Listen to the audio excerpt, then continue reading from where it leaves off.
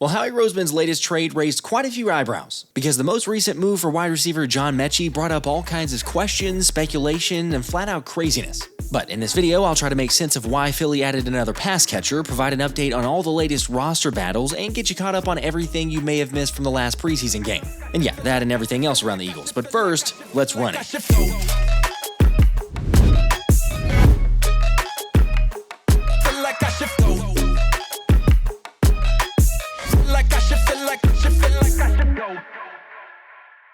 What's up, guys? Well, the last 24 to 48 hours for the Eagles has been pretty unexpected. Although I guess when your GM is Howie Roseman, it shouldn't be that surprising to see the Birds trade tight end Harrison Bryant and a 5th-round pick for Texans wide receiver John Metchie and a 6th-round pick. Which, for the record, those draft picks were the same ones used back when Philly traded CJ Johnson to Houston for guard Kenyon Green. Meaning, yeah, if you're doing the math there, the takebacks now results in the deal effectively becoming CJ Johnson and Harrison Bryant for Kenyon Green and John Metchie. I feel great about it. Okay, look, the deal itself is a no-risk, high-reward type of move. And we can debate in the comments what you think the Birds are cooking up given the most recent acquisition, especially since NFL insider Jordan Schultz got a text from an AFC GM saying they don't think the Eagles are done with trades, thanks to all the picks Philly has next year, which, by the way, it's 13 for anyone counting, and because Howie Roseman always stays aggressive. So having heard that, go ahead and let me know in the comments. I am curious, because I've heard lots of others, but I'm curious what you think.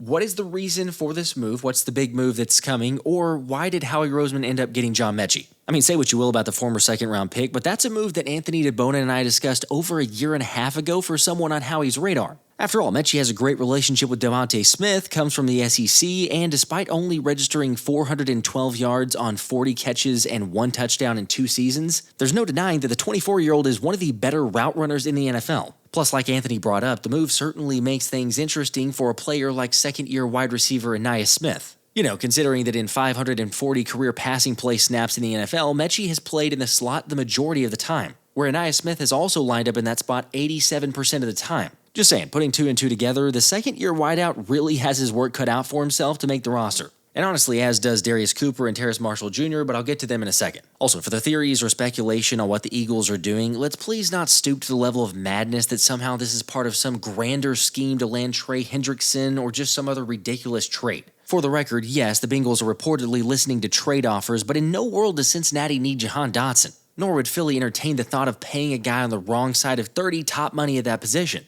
Like, come on, then that automatically sends Jalyx, Hunt, or Nolan Smith to the bench. Yet we've already seen way more than enough to know you don't want to do anything that would stunt their growth. And heck, that's not to mention the basic financial implications that a move for Hendrickson would have on paying Jalen, Carter, Q, Coop, Nolan, etc.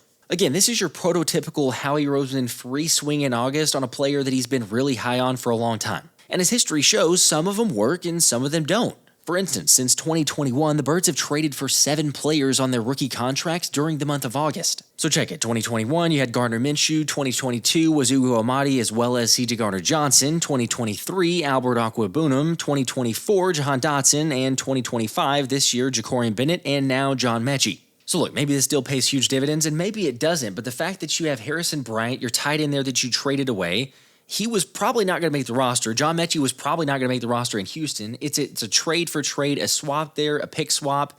If it doesn't work out, you don't lose anything. Again, just my personal opinion, but Howie Roseman is not trading or about to trade Jahan Dotson. Well, agree to disagree. Fine, but I am surprised by how many people that commented or said it during the live stream of, it smells like Howie Roseman's going to trade Jahan Dotson. Like, I'm sorry, for a dude who admittedly took a while to build confidence and chemistry with this offense, it doesn't make a ton of sense to then trade him away on the hope that another new wide receiver can just walk in and become a proven commodity in the receiving game. Of course, I hope that Metchie pans out and is able to prove something in Philly because maybe that results in a longer-term play. Also, it seems like a lot of people were overlooking this, but where Jahan Dotson is an unrestricted free agent, meaning he's going to probably be gone after this season, John Metchie's a little bit different and he's a restricted free agent. Which, for those not sure, means that Metchie would be free to negotiate with other teams, but ultimately the Eagles could put a tender on him to potentially keep him for a really small number. Or if not, then they would receive a draft pick compensation, assuming that Metchie signed elsewhere. So yeah, that's why I say there's definitely a longer-term play with this move, and it's not the one involving some kind of incoming blockbuster. I may have to rethink some stuff. Some things just aren't that deep, which is what I could also say for A.J. Brown's hamstring injury, as all reports are that A.J. is tracking for a Week 1 start, and there's no connection to the severity of his hamstring injury and the trade for Metchie. Plus, to shed a little bit more light on the subject, the Texans recently lost tight end Brevin Jordan for the season after he tore his ACL. And once they started calling around the league, Howie and Big Dom gave them the best offer in their fourth or fifth best tight end on the roster. I'm going to make him an offer he can't refuse.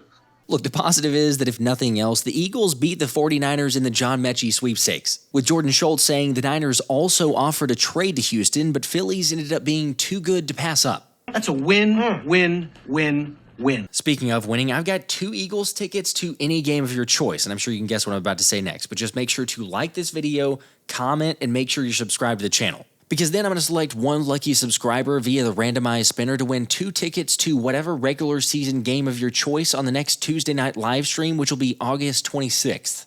And that's where the sponsor of today's video, SeatGeek, comes in. Because last year I was able to give away over 40 tickets to Eagles games to subscribers of the channel. And yes, reminder that number includes playoff games as well. But thanks to SeatGeek, the #1 rated ticketing app and now season-long sponsor of the channel, we're about to try and top that number this season. After all, there's no match when it comes to attending Eagles games in person, which is why I'm going to give away 2 Eagles tickets to any regular season game of your choice after each Eagles win this season. The only thing you got to do is make sure you're subscribed to the channel with the notifications turned on so that you don't miss out. Now, SeatGeek wants to make sure everyone wins, so they're giving all Philly Special Show subscribers 10% off your next set of tickets when you use my code SPECIAL10. And for that, you can take advantage of the discount right now. So just go ahead, take out your phone, open up the app, and add code SPECIAL10 to your account. By the way, if you're not familiar with the app, it's one of the easiest to sort by event, and they put all the tickets in one place with the best deals coming up first. Plus, each ticket is rated on a scale of 1 to 10, with it being super easy to find thanks to the green dots. So, with that being said, thank you, a huge thank you and support to SeatGeek. There's no way I could do this season-long giveaway without them. And if you want to support the channel while getting a discount on your next tickets, then just use my code SPECIAL10. Oh, by the way, in case you haven't gotten the app yet, there's a link down in the description that you can click to get started.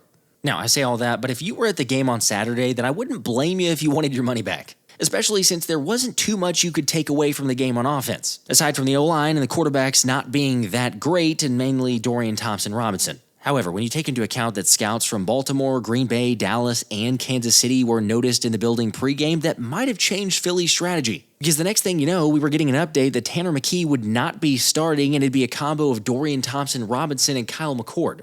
They're just keeping it a secret, right? Alright, obviously, everyone knows how good Tanner McKee is by now. Yet when you think about a hidden gem in Darius Cooper being scouted by a few other teams, maybe it wasn't the worst thing in the world that he wasn't able to get many opportunities. After all, when your starting quarterbacks combined to go 13 for 24 for 55 total passing yards, it goes without saying that there weren't many opportunities to impress. Although kudos to Ainias Smith for making the most of it, as he was able to get nice separation on 2 slant routes for 19 yards and a touchdown, giving the 24-year-old 2 touchdowns in as many games this preseason.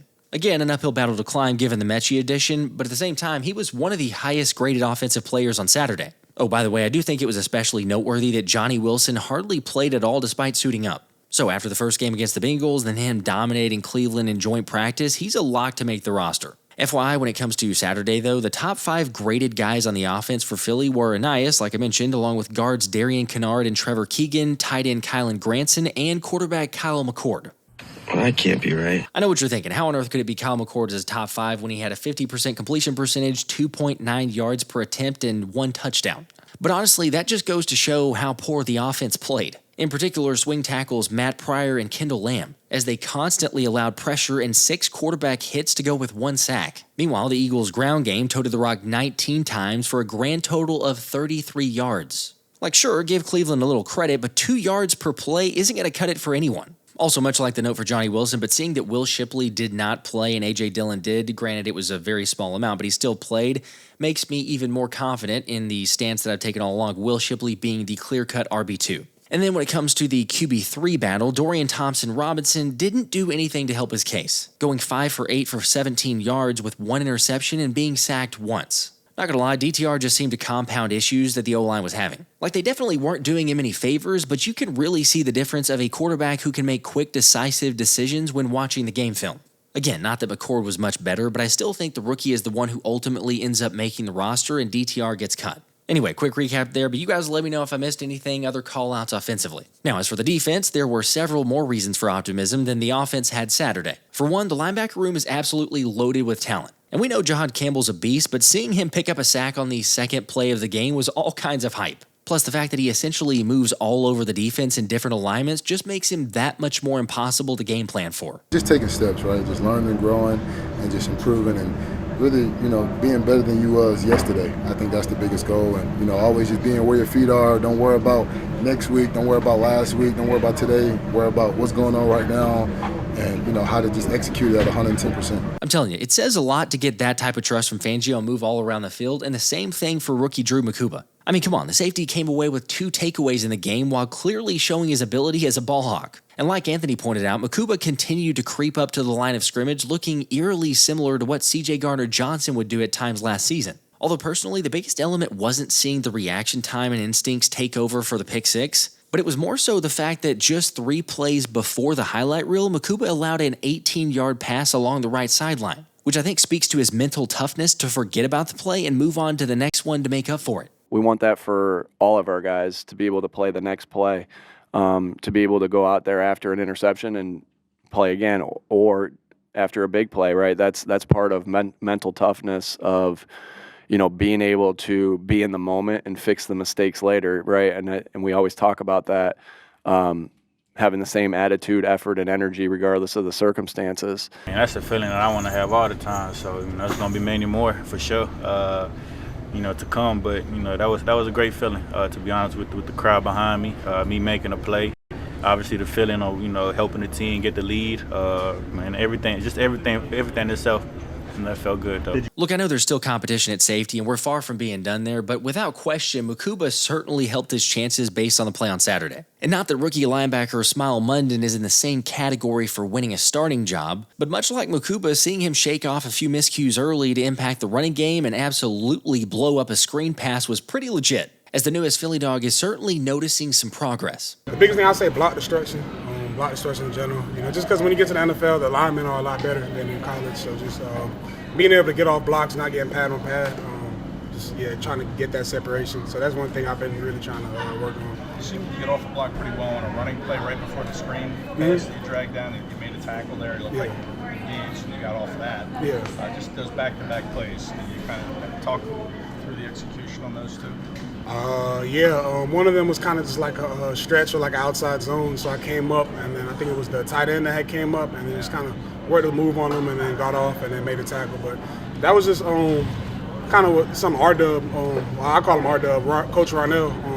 R-Dub just been preaching to me, just being able to use my tools to make plays, just using the tools. How about the screen pass that you kind of dragged down? I mean, that looked like it was going to go somewhere, and you were able to sniff it out and then make the tackle.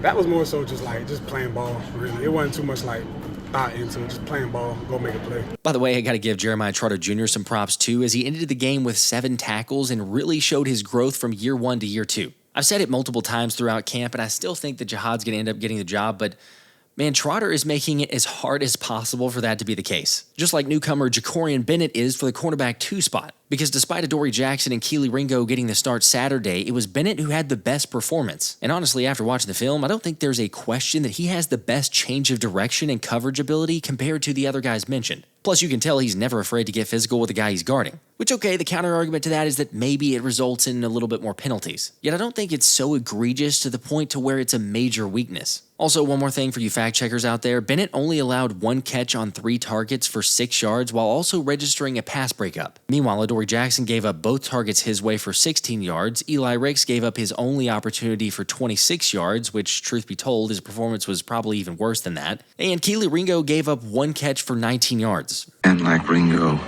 got a great empty hole right to the middle of him. Sorry, this thing ain't over, but I'm really starting to believe in Jakorian winning out for that starting position, which is why it'll be important to keep an eye on practice reps the next few days. After all, while it's not necessarily the best thing to have this type of parity, the guys are going to get their chances. You mentioned at the beginning of camp that we'd see Cooper DeJean, an outside cornerback. We have not seen that yet. Why is that? I watched today's practice. I think all the guys are pretty even right now. And Jakory just got here, got a full week last week. Need to give him a full opportunity with the other guys. Are you disappointed at all that no one has just run away with that job? Well, not really. I mean, they're close, Usually it does become pretty obvious to everybody as to who's going to win the job. That hadn't happened yet. I think they all have done a good job in and of their own way. Had good moments, not so good moments.